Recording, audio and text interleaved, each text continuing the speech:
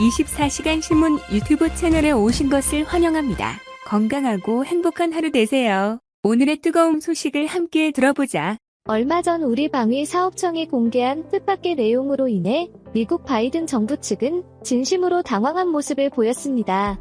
그 내용은 바로 자랑스러운 우리 대한민국이 미국과 관계없이 독단적인 첨단 무기 개발을 통해 기술력을 끝없이 축적하여 미국과의 무기 종속 관계도 이제는 전혀 필요 없다는 것을 직접 증명해내는데 성공해냈기 때문인데요.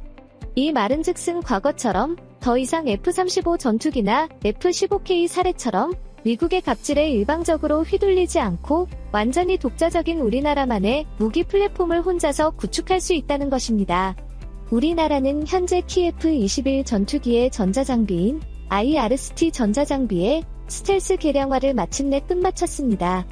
이번에 있었던 기술 개량은 KF-21 블록 2 스텔스기를 염두에 둔 판단으로서 스텔스 IS 수치의 가장 핵심적인 내부 소재화를 통해 미국산 F-35 전투기를 뛰어넘는 아시아 S 수치를 최초로 기록하며 5세대급 스텔스 관련 핵심 소재들을 하나씩 국산화하는 데 완벽히 성공할 수 있었습니다.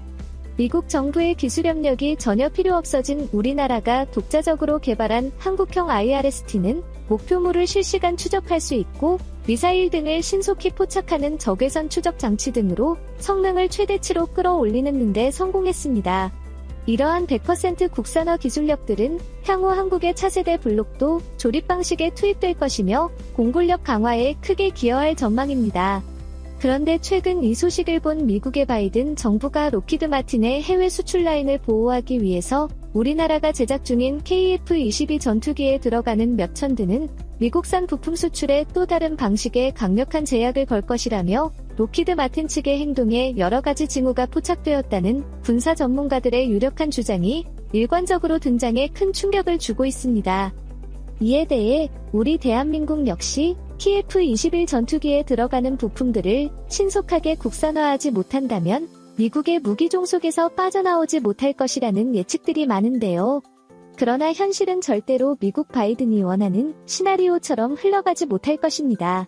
현재 한미 관계의 증진을 뒤로하고 오로지 미국의 이익만 추구하는 바이든 정부 측은 한국 기업을 상대로 전방위로 분야 관계없이 여러 가지 제재를 실행하고 있는 가운데 KF-21 보람의 전투기에 라이벌인 록히드 마틴 역시 미국 정부에게 직접 수주하여 자신들을 따라오는 한국의 발목을 붙잡겠다는 것이 그들이 꿈꾸는 전략입니다. 사실 록히드 마틴 입장에서 본다면 한국의 성장 속도는 세계적으로 유례없으며 정말로 말이 안 될 정도입니다. 보람의 전투기 개발을 선포한 지 단 20년 만에 한국의 부품 국산화력은 40%에서 80%로 성장했고 1호기부터 시작해 5호기의 실물에 이어서 7차 비행까지 완료했으니 미국 바이든 측에서도 어떻게든 한국의 성장을 막기 위해 다급해진 상황입니다. 이에 대한 유력한 증거로 작년 미국의 록히드 마틴은 한국의 항공, 전자장비, 산업체계가 예상보다 빠르게 성장하고 있다는 보고서를 발간한 적이 있습니다. 보고서 내용을 보면 미국 매체에서는 KF-21을 한국 공군에 전력화됐을 때 주변국들에게 얼마나 위협적인지에 대해 추측하며 충격을 주고 있습니다. 미국 싱크탱크 사이에서는 한국이 500대의 KF-21을 확보하게 된다면 대한민국의 군사력이 비약적으로 향상될 것으로 전망했기 때문입니다. 그들의 보고서에 따르면 미국 말고도 여러 나라의 국제기관에서 한국의 차세대 전투기 확보로 인한 공군력 증강으로 태평양의 군사력 패권이 한국으로 이동할 수도 있다고 예측하게 되었는데요. 즉, 미국의 록히드 마틴 역시 KF-21 전투기가 고난이도의 생산 라인 구축에 성공했다고 인정한 것입니다. 더욱이 한국은 아시아 레스트의 신소재를 개발해 탐지 면적을 260%나 증가시켰으니 미국의 록히드 마틴도 결국 한국의 발전된 기술력을 인정할 수밖에 없는 것입니다. 이러한 이유로 KF-21에 장착할 아시아 레스트는 물론 FA-50 공격기의 장착까지 모두 진행해도 충분히 남을 만큼의 아시아 레스트 전략 자산을 대한민국이 직접 보유했다는 평가가 미국에서 지배적입니다. 한국항공우주산업 카이의 발표에 따르면 KF-21의 해외 수출 계획이 멀지 않았음을 시사했는데요. F-35의 심각한 오동작으로 인하여 그동안 키예프의 10일에 구입을 망설였던 다른 국가들의 구매 요청이 쇄도하고 있습니다. 그런데 이뿐만이 아닙니다. 한국에서 개발한 스텔 신소재를 발표하면서 미국 로키드 마틴을 긴장하게 만들었습니다. 심지어 이 신소재는 미국에서도 기술 난이도가 너무 높아 양산을 포기해버린 기술인데요. 이토록 어려운 기술을 우리 대한민국이 독자 기술로 개발에 성공한 것입니다. 그것이 바로 새로운 타겟팅 기술로 불리는 스텔스열 형상 추적 기술입니다. 그런데 이번 한국이 발표한 기술은 이마저도 무력화시킬 수 있는 기술이라고 합니다. 특히 한국이 개발한 스텔스 소재는 최근 첨단 유도 무기에 널리 활용되고 있는 밀리미터 파의 레이더파 파장을 흡수해 밀리미터 파 공격 무기를 회피할 수 있습니다. 그러니까 사실상 이번에 한국이 개발한 스텔스 소재는 모든 유도 무기를 무력화시킨다고 봐도 무방하다는 것이죠. 관련 업계의 많은 전문가들은 이번 한국이 개발한 스텔스 신소재는 현존하는 탐지 장비로는 KF-21에 대응할 수 없다는 결론이 나오고 있고, 놀라운 점은 이뿐만이 아닙니다.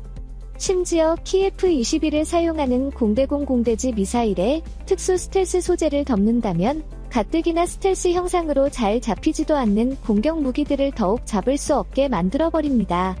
이에 대해 미국의 군사 전문가들은 2030년대 이후 한국의 차세대 전투기가 배치, 마무리되는 시점에서 만약 중국이 여러 가지 이유로 한국과 맞붙기라도 한다면 이전까지는 전혀 상상하지 못했던 놀라운 결과가 나올 것이라고 분석했습니다. 이에 더해 한국의 차세대 전투기가 얼마나 대단한 전투기인지 세계 최강의 전투기 보유국인 미국도 한국의 기술력을 인정했습니다.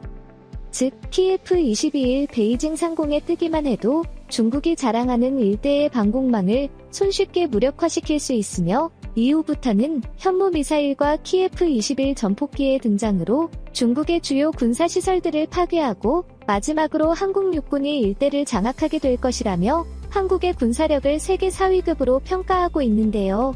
우리 손으로 만든 첫 국산 전투기 K2121일 8차 비행을 앞두고 미국산 엔진 대신 국산 시범용 엔진 가동 시험을 마침내 성공했으며 비행 성능과 각종 무장 시험을 거쳐 전력화된 KF-21은 국산 엔진을 이용한 추진력과 자체 엔진 동력으로 기동하는 단계도 무사히 성공한 것으로 판단됐는데요. 슈퍼 클루징으로 기동하기 위한 엔진 최대 출력 시험까지 통과하면 사실상 국산 엔진은 이륙을 위한 준비는 끝마친 것으로 평가됩니다.